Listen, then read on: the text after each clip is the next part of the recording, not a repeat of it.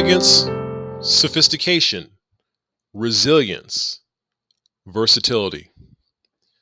These are the 4 words that come to mind first when I think of Vanessa Williams and her career.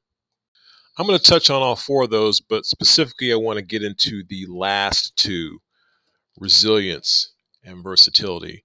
And I'm going to start with resilience because it's important to give some perspective as to how disruptive to popular culture Vanessa Williams' win as Miss America was, how groundbreaking it was in Black America, and what the entire arc of her experience from winning the award, the first Miss Black America, to the scandal, to coming back triumphantly with her first album, reveals about Vanessa Williams' just absolute fortitude. Now, I'm not going to delve too deeply into the specifics of the scandal. Rob's going to handle that well and probably already has by the time we get to this note. But suffice it to say, I do want to give some perspective as to the seismic event that was her winning Miss America.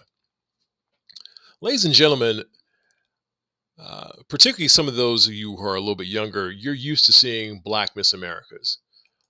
We had Kimberly Aiken, we had Debbie Turner, we had several. It seemed like every other year there was a Black Miss America, probably through several streaks of the 90s and the aughts. But we didn't see that when I was a kid, up until Black Miss America. My mom didn't see it at all. This is on the level of Larry Doby and Jackie Robinson breaking the color line in Major League Baseball. This is Doug Williams winning a Super Bowl as the first Black quarterback to do so in 1988. Because my mother didn't see Black quarterbacks when she was a kid, except that maybe if she saw some Black college games. My grandmother did not see Major League Baseball players who were Black. She saw them in the Negro Leagues. I saw plenty of Black players. So those of you who saw a lot of Black Miss Americas and some Black Miss USA on the cover of magazines like Vogue and Elle, that wasn't very, very common for Black women at the time.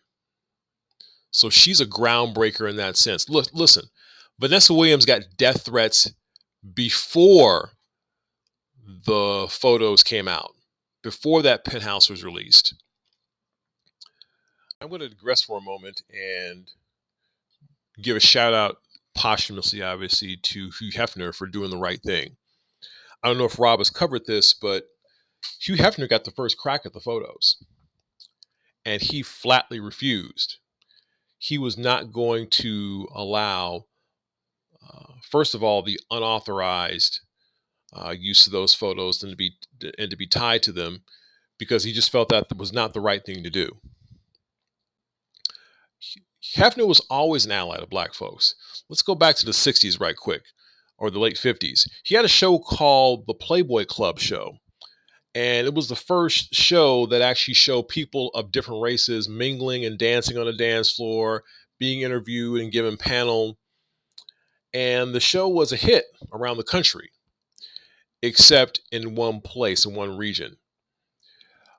The producers of the show came to Hefner and said, there's one problem with the show.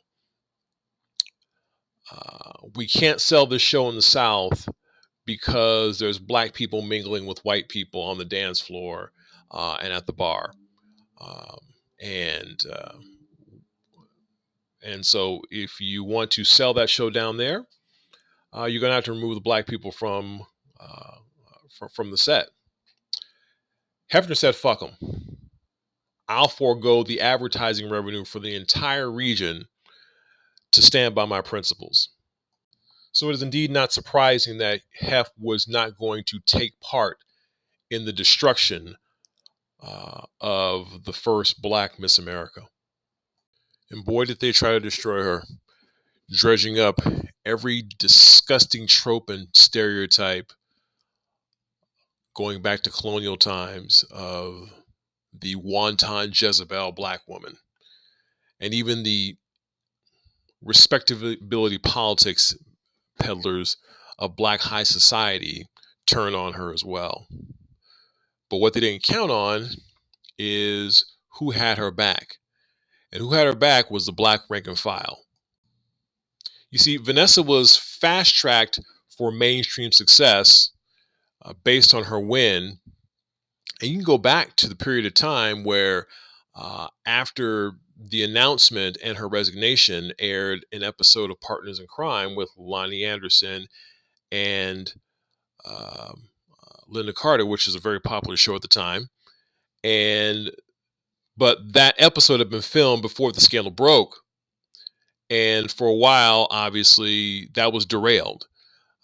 That was her only role for several years. Representing that was the first show to bring her back. Do you know what it was, folks? It was a Red Fox show. Red Fox knew what it was like to toil on the margins of the entertainment business for decades, going to seedy clubs and speakeasies because he was considered too blue for mainstream success. Now, Vanessa had been out of the public eye for several years when that episode aired, and the symbolism couldn't have been more profound. Despite Red Fox being perceived as being from the other side of the tracks and Vanessa Williams being the daughter of black aristocracy and quote-unquote excellence, to Red Fox, this is one of my daughters.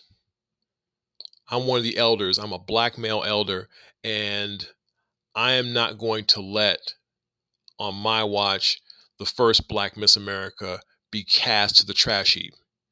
Daughter, stand up, get your crown back. We love you. We support you. Now it's time to get to work and reclaim what is yours.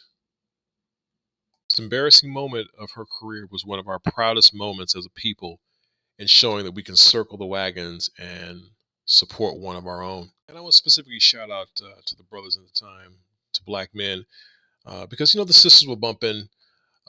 They enjoyed Vanessa's music, but that was the era amongst our black women of Karen White and Anita Baker, Janet, and Whitney. Those were the icons, and those are the most popular artists as far as I knew from what I saw amongst the sisters at the time. But the brothers, we all of us had that album, whether it was a dub or whether we went to the warehouse or to the record store and bought it. We had that tape. All of us bumped it. All of us had it on a regular basis. And, the interesting part about it is those images were meant to appeal to men. And we weren't going to be hypocrites. Yeah, we had all seen the pictures, but the music was dope. And when The Right Stuff as an album was certified gold in March of 1989, not 7 months after the album was released, Black America, particularly the quote-unquote urban buying public, had spoken. No matter how you feel about Vanessa, she's a winner. Keep in mind that even though she did not win the Grammy that year, who was going to beat Anita Baker that year? I mean, look at the competition. Her first major award was for Best New Artist, Outstanding New Artist, from who? The NAACP Image Awards. Wrap your mind around that. We as black folks get too caught up in defining ourselves by external validation. And to me, that's why we created our own stuff. That's why we created the Soul Train Music Awards, the NAACP Image Awards, to validate ourselves. And we were the first ones to validate Vanessa and consider that just 8 years into the game, she got her Lady of Soul Award for Lifetime Achievement. Consider that. She also got the Lena Horne Award a couple of years later, I think the same year. This is before her first Tony Award nomination. This is before her first of many Primetime Emmy nominations. for Ugly Betty and Desperate Housewives. Which brings you to her versatility. You know, I think an artist that Vanessa compares most favorably to in terms of her career arc is interestingly enough, Whitney Houston. A lot of similar data points. Remember, Whitney also came from the modeling world. The irony is that Whitney was cultivating her good girl image while Vanessa was fighting back from scandal. Whitney's obviously the better vocalist.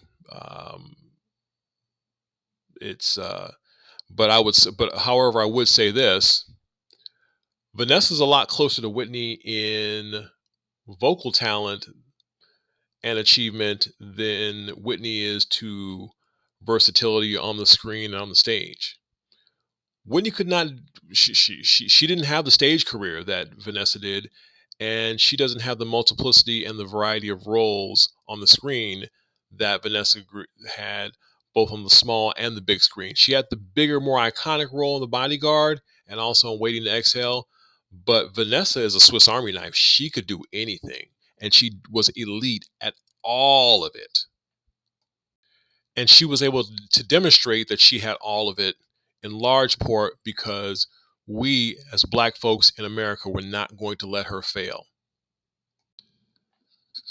So, in closing, Rob, I would ask that you play Dreamin' at the end of this note, not only because it was her best slow jam, but as her first top 40 single, and yes, it was her first top 40 single and her second Grammy nomination, it established her staying power. And with it, the fulfillment of our commitment as Black people to do all in our power to drive Vanessa Williams to the career she had always dreamed of.